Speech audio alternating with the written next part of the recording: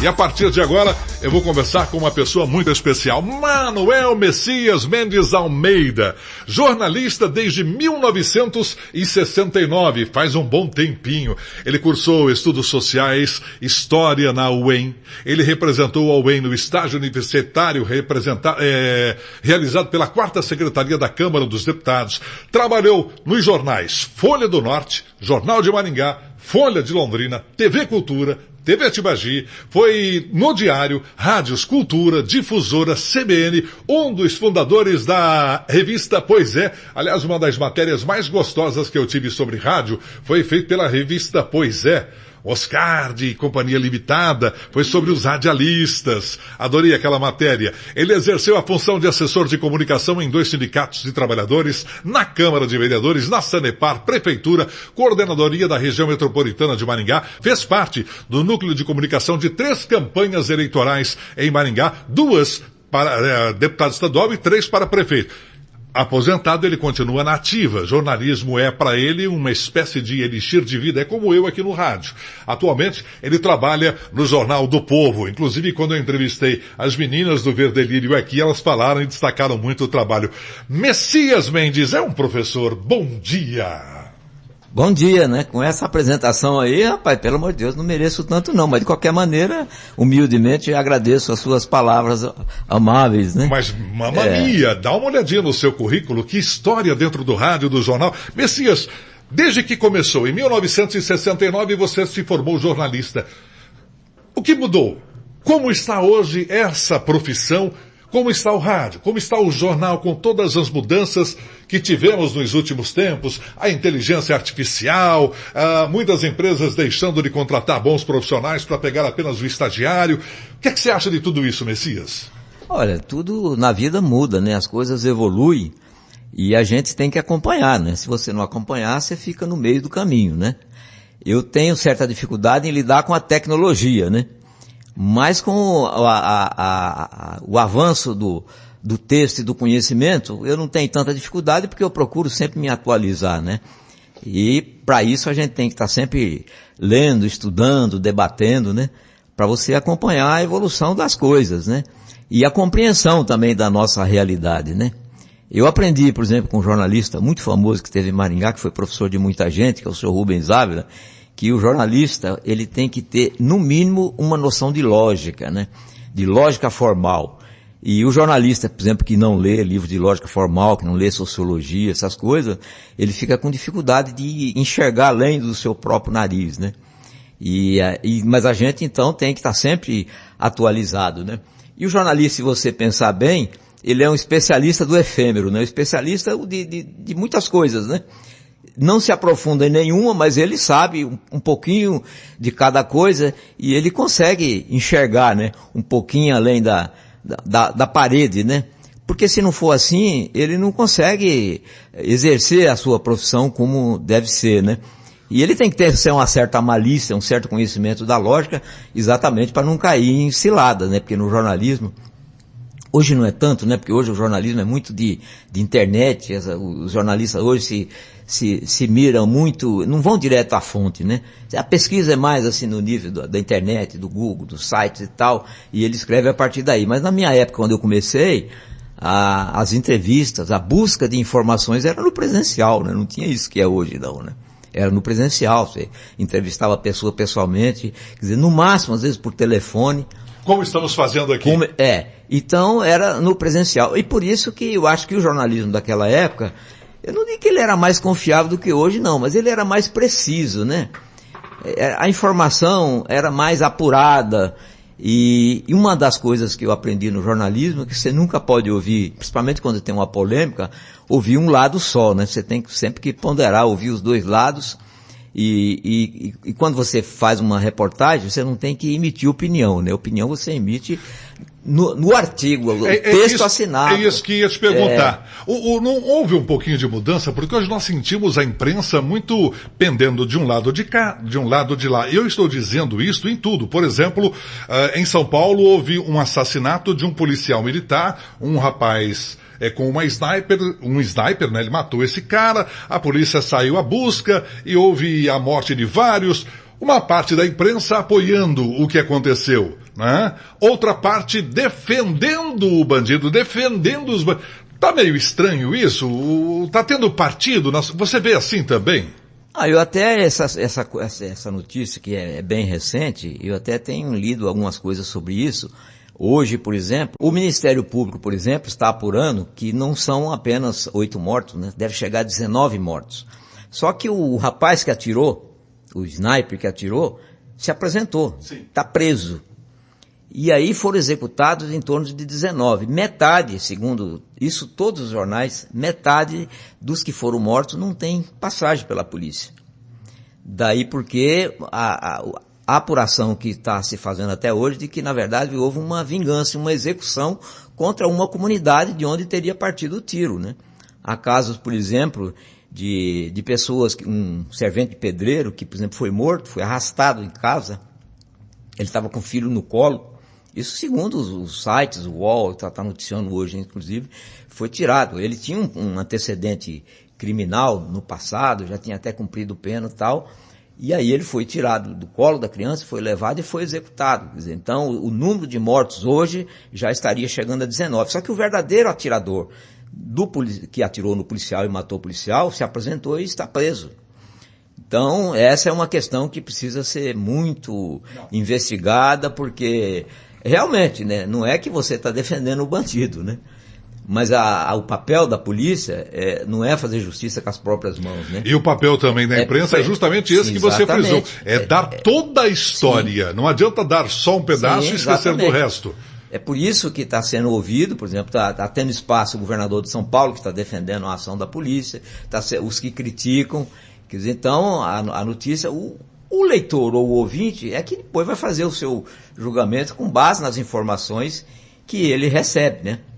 Agora, no jornalismo existem evidências muito fortes que são coisas lógicas, né? Que é fácil você saber, na verdade, quem está com a razão. Por mais que você não imita opinião num texto, você tem que conduzir o texto para o lado das evidências, né?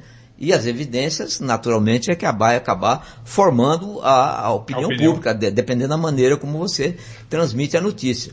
Você pode ver que a gente fala que existe hoje uma espécie de pasteurização da notícia. Um fato, normalmente ele é sempre tratado quase que da mesma forma, por todos os jornais. Alguns diferem um pouquinho aqui, outro acolá, buscam uma fonte diferente. Ctrl-C, Ctrl-V em alguns. Mas normalmente é porque ela segue uma lógica, né? Os fatos têm uma lógica, né? E aí cabe à polícia, ao Ministério Público, buscar as provas, né? Porque já aconteceram erros gravíssimos, né? Que foi aquele caso da tal da escola de base, que isso é histórico, né? São Paulo. Que uma família foi punida, passou porque houve muita distorção. E isso ocorre, aqui ou acolá ocorre. Mas não devia, né? O jornalismo tem que ter todo o cuidado. Messias, em toda a sua carreira, houve algo parecido? Você presenciou algo, viveu algo parecido? Olha, politicamente ou mesmo não, já social? Aconteceu, mas não tanto com a gravidade desse caso da escola de base, né? Já aconteceram distorções, notícias distorcidas, normalmente não por falha técnica do repórter que apura, ou às vezes por uma questão de interesse do dono do veículo, né? Flora, não pode puxar para cá, não pode puxar para lá, né? Você não pode dar muito na cara, mas você também tem que sempre puxar para o lado que nos interessa. Isso acontecia muito. Hoje não acontece tanto, porque os veículos de comunicação hoje, eles não têm mais exclusividade sobre a informação, porque as redes sociais estão aí. Quer dizer, então todo mundo informa, todo mundo é jornalista, quer dizer, existem vários sites de vários tipos. Então não adianta hoje, como antigamente, às vezes um veículo de comunicação escondia uma notícia que não lhe interessava, e era fácil para a pessoa que interessava monitorar, porque eram poucos veículos, não pode, aí conversa com o dono, não sai. Hoje não tem mais como fazer isso. Porque se você segura aqui, vaza, isso é igual água na mão. Se você segura aqui, vaza do outro lado, né? Então hoje, isso é bom? Eu acho que é bom. De certa forma é bom, porque a sociedade ela tem mais acesso à informação, né? Se você não confia na informação no veículo que você está acessando, você busca outro, né? Messias, a pergunta para você. Rádio televisão e jornal. Você transitou pelos 3 veículos. A nossa entrevista, o nosso tempo, infelizmente, é curto. Temos que aumentar esse tempo. Porque você tem histórias, com certeza, maravilhosas para nos contar. Rádio, TV, jornal. Qual dos 3 veículos te desperta mais? Qual deles você sentiu-se mais à vontade? Pôde ser o Messias Mendes sonhador lá em 69, quando se formou em jornalista? Olha, a minha paixão mesmo é pelo jornal impresso, que infelizmente está desaparecendo. Eu continuo felizmente em um, né, que é o Herói da Resistência, né? É verdade, que eu chamo. O Jornal do Povo. Mas eu acho que o jornal impresso, ele não morreu. Assim como o rádio, quando falaram que o rádio ia morrer com a televisão, o rádio está aí. E eu acho que o jornal impresso está passando por uma fase difícil, mas eu acho que não morre, porque o prazer de você folhear o papel é uma coisa do livro, né? O e-book, naquele livro que você na internet, eu não consigo ler, eu prefiro ler folhear o jornal. Se você falar qual o veículo, por exemplo, que mais me seduz, todos eles me seduzem. Eu trabalhei em televisão, fui repórter, por exemplo, da TV Cultura, que hoje é RPC, acho que aliás fui o primeiro repórter para rua com microfone. Trabalhei em rádio, né, que você testemunha também, trabalhei em rádio, eu gosto muito do veículo rádio. Agora, em termos de agilidade, o rádio é imbatível. Porque no rádio você não precisa de equipamento, um telefone, você pode transmitir até lá do Rio Paraná, do fundo do poço, se você cair lá, se você tiver um celular. Hoje, então, mais ainda, né? A televisão, apesar de tudo, ainda tem que botar no ar, tem um sistema mais complexo, né? E o jornal, o impresso é no outro dia, o site também você tem que ter uma disponibilidade de internet para você postar, se você tiver um site ou um blog, mas o rádio é instantâneo, é informação instantânea. Agora, existe diferença, por exemplo, da questão do noticiário entre o rádio, a TV e o jornal diário, da revista, por exemplo, que a revista, no caso, por exemplo, da Poesia, no caso da Veja hoje e tal, é um noticiário mais elaborado, né? Que você tem mais tempo de preparar, ele vem mais detalhado, você pode ouvir mais fontes, né? Então, eu digo assim, você pega a informação, por exemplo, no rádio, você sabe do fato, aí você vai se aprofundar, ou hoje num site, o jornal impresso quase não existe, mas num site de notícia que faz a notícia mais elaborada, que tem sites aí, são muito bem, o UOL, por exemplo, faz matérias extraordinárias com equipes que vai a campo e tal, que muita pesquisa. Então aquela notícia você se aprofunda num site, que seria o mesmo do jornal impresso, né? Mas o rádio é o start, é que dá o start, né? Se você está ouvindo o rádio, a notícia é ali instantânea, né? E a televisão, se for a televisão, a TV aberta, por exemplo, ela tem os seus horários, né? A não ser em caso de notícia extraordinária. Mas o rádio, eu acho que em matéria de velocidade da informação é imbatível e vai continuar imbatível, na minha opinião. Você está no Jornal do Povo, é aposentado, mas continua trabalhando. Rapidamente, ô Messias, como é que eu faço? Você tem o jornal, você começa a trabalhar que horas no jornal? Como é que é feita a matéria para o jornal, para que quem está em casa saiba? E depois, eu já gostaria que você me emendasse, qual foi a matéria que você produziu para o rádio, para a TV, ou para o jornal, ou o comentário que você colocou como o grande destaque da carreira? Eu tive várias, né, mas eu tive várias, ainda hoje, né, por exemplo, no Jornal do Povo, a gente não tem mais aquela possibilidade de você ir, por exemplo, na polícia, sair uma notícia policial, porque hoje, com esse negócio de WhatsApp, por exemplo, você está no grupo, por exemplo, da polícia e tal, então eles passam as informações toda hora, e um filtra de lá, outro filtra de cá, e você pega a mesma notícia, pega em vários sites, em vários blogs. No meu caso, por exemplo, eu baixo, por exemplo, a mesma notícia, vê de 4, 5, 6, 7 ou até mais, e aí eu vou pensando, porque tem uma informação, outro não tem, e aí elaboro a notícia. Eu não faço Ctrl-C, Ctrl-V.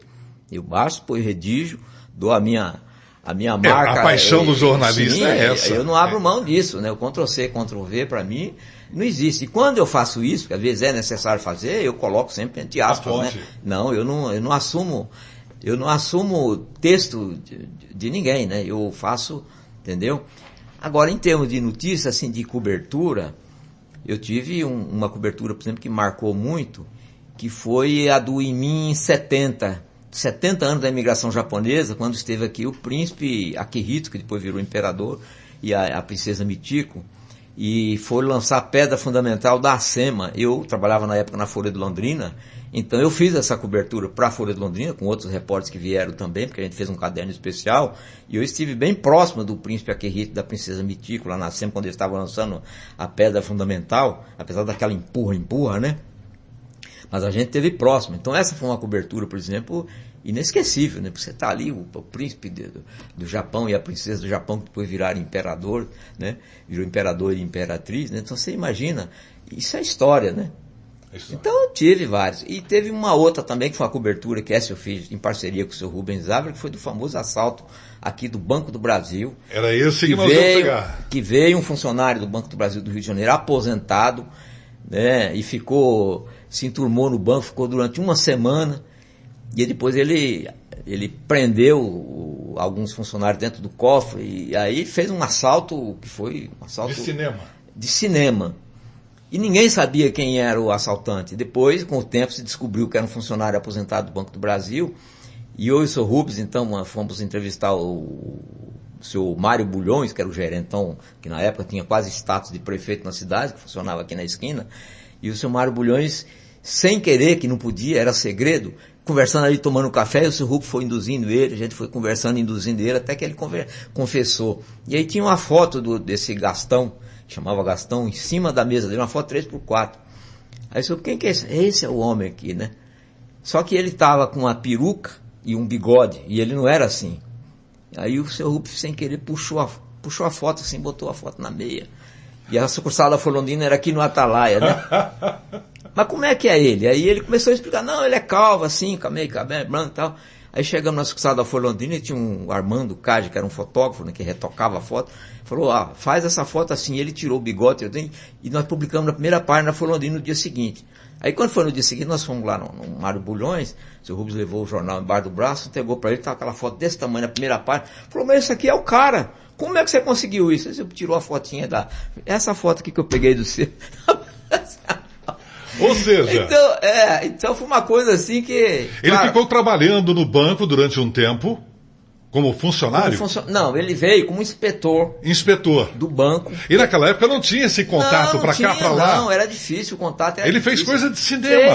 Isso merece um livro. Aí inspetor, ele tomou conhecimento de todas as ações, as movimentações do banco, conheceu todos os funcionários, o gerente, foi na casa do gerente, almoçou e tal. Aí de repente ele trancou os caras no cofre e aí fez o assalto, pegou malas e malas de dinheiro, né? E foi pego? Foi pego depois no Rio, né?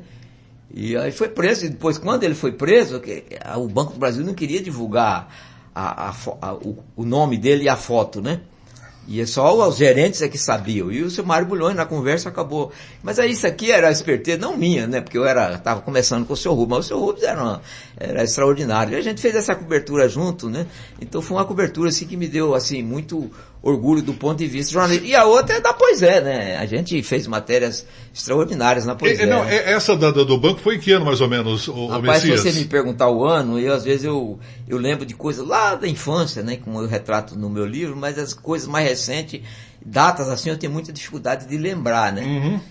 Mas isso foi nos anos 70, final dos anos 70, por aí, né? Tá certo. Agora, história, né? Essa que você falou agora, da revista Poisé. Essa revista marcou a época. Marcou. A gente fez uma matéria, você lembra os ídolos sem rosto? Sem rosto, que você fazia parte desse time, né? Essa foi uma das matérias marcantes. E a outra matéria marcante que a gente fez foi a do Novo Centro. Porque aqui tinha a linha de trem, fazia manobra e tal. Sim, quando sim. o doutor Said, né? Quando o doutor Said fez o projeto Ágora, e aí encomendou o projeto para Oscar Niemeyer, como seria o Novo Centro, e aí a gente fez a reportagem com base naquele projeto, e fizemos com base numa foto aérea que a gente fez da manobra, assim, aí pegamos a maquete que estava na prefeitura, e o Cautué, o grande Cautué, fez uma projeção de como seria o Novo Centro, que na verdade acabou ficando...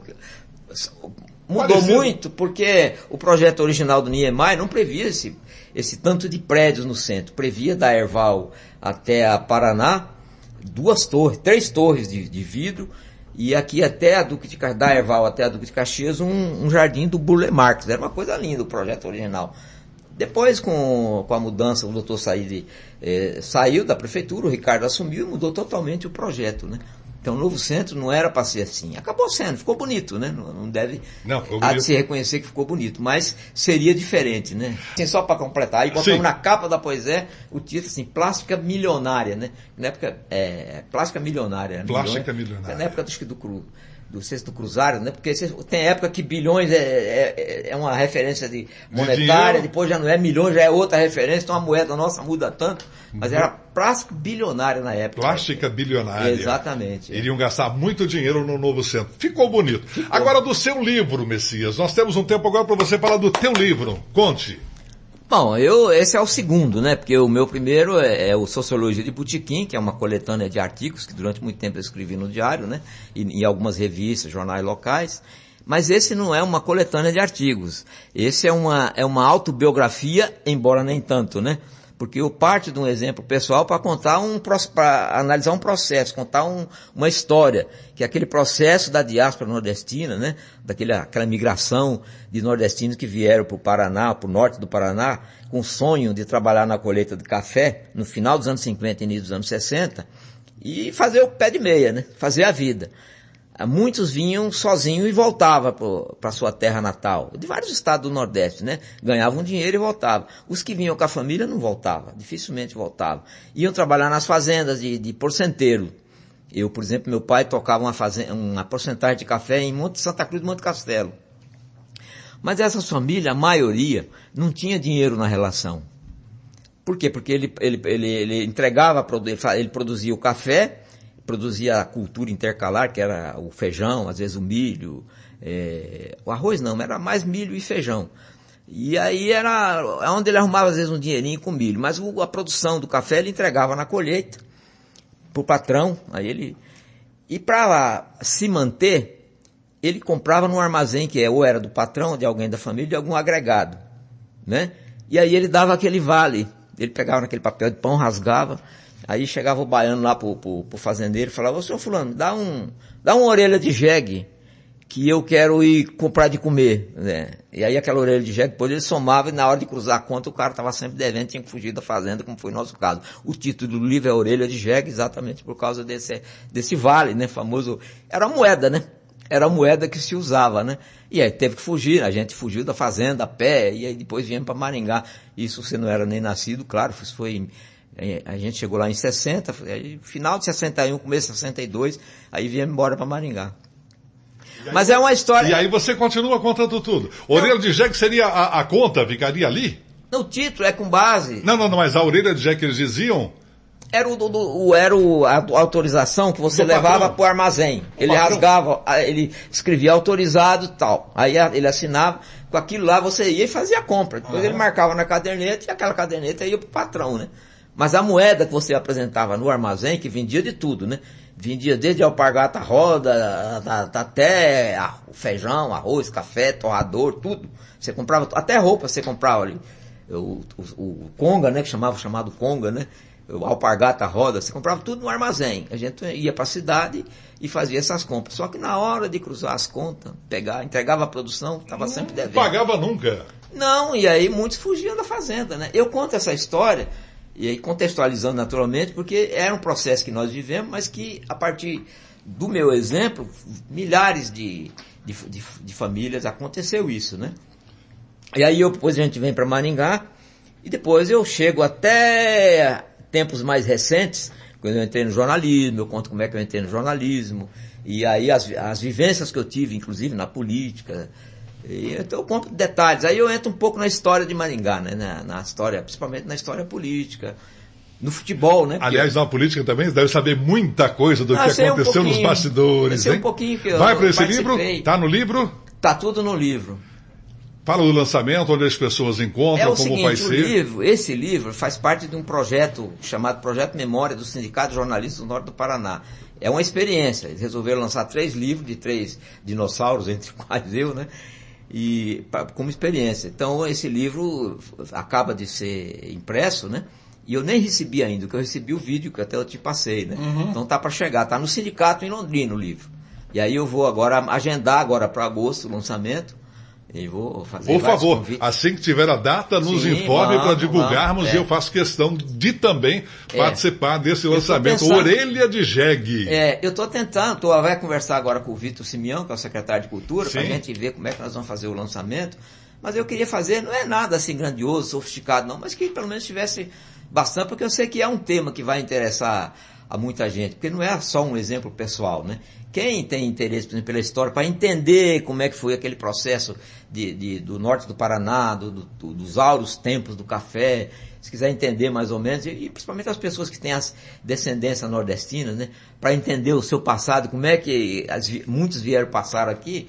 Então eu narro isso, é assim de forma romanceada, né? Não é um texto chato não, até o Zé Máscio, que é o atual presidente do Sindicato de Jornalistas, foi correspondente da Folha de São Paulo, quando eu mandei o texto para ele, ele falou, ele ficou encantado, falou, vamos editar o livro, né? Porque é uma narrativa, inclusive... Gostosa de ler. Eu uso até as expressões que os nordestinos usavam, por exemplo, para pedir, com alguns palavrões, para pedir o orelha de jegue, na hora que os caras saíam bravos, xingando o patrão, tudo aquelas coisas, essas conversas, eu reproduzo, né? É mais ou menos naquela linha dos romances, assim, sem querer ser... Não seja modesto não, tu merece, opa! Você lê um livro, por exemplo, do Jorge Amado, meu próprio Grande Sertão, aquela linguagem do caboclo mesmo, então eu uso muito isso, romanceado, né?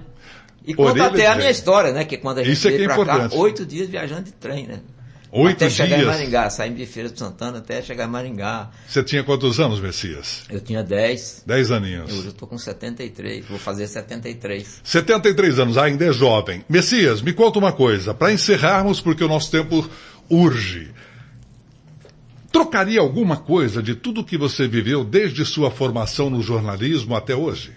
Mudaria alguma coisa? Não, eu não mudaria nada, né? Até porque, primeiro que a minha história, antes, até chegar a ser jornalista, foi muito sofrida. Trabalhei de engraxate, vendedor de vassoura nas ruas da Vila Operária e tudo. Depois, como engraxate, eu cheguei no jornalismo, eu conto essa história no livro, né? Porque eu fui engraxar na República do Grêmio, aquele Grêmio, famoso Grêmio Esportivo, Maringá, do Roderley, antes, nos anos 60, do Roderley, do Zé Garoto, engraxei sapato do Zé Garoto, do Roderley, no áudio, os caras eram famosos, eram ídolos na cidade, né? E ali na República do Seu Teodósio, que era aqui na Nel Martins, no fundo onde era a Caixa Econômica, ali tinha uma agência de notícias chamada Transpress, né? E aí eu estava engraxando sapato, fui engraxar o sapato da dona da Transpress, depois ela me contratou para ser office boy, para levar a notícia nas redações dos jornais e das rádios. Na época só tinha 3 rádios AM, né? Cultura, Difusora, Jornal e Atalaia. E de hora em hora tinha que levar as notícias porque era convênio, eles não produziam notícias. A Transpress era uma agência de notícias. Olha que legal. E eu ia levar. E no final do dia eu ia levar os pacotes de notícia, que era tudo datilografado, na Folha do Norte, que era aqui na Nel Martins também, e no O Jornal, que era ali de quase esquina com a Piratininga ali.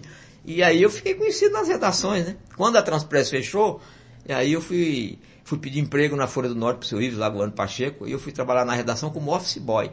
E aí nasceu a minha história de jornalista. Gente, além disso, o Messias, a nossa entrevista está chegando ao final, ele tem um blog, eu repito, é o blogdomessias.com.br, onde ele dá notícias, onde ele faz comentários. Dou minhas cacetadas. Ele fala de coisas de Maringá e de todo o Brasil. Cacetadas, uma delas. Uma exclusiva para nós aí. Eu tirei uma do Ângelo Rigon, que ele vai escrever um livro contando os bastidores da política. Certo. E eu quero saber, uma cacetada sua. Na verdade é o seguinte, nos fala, não é bem cacetada, eu faço algumas críticas, né?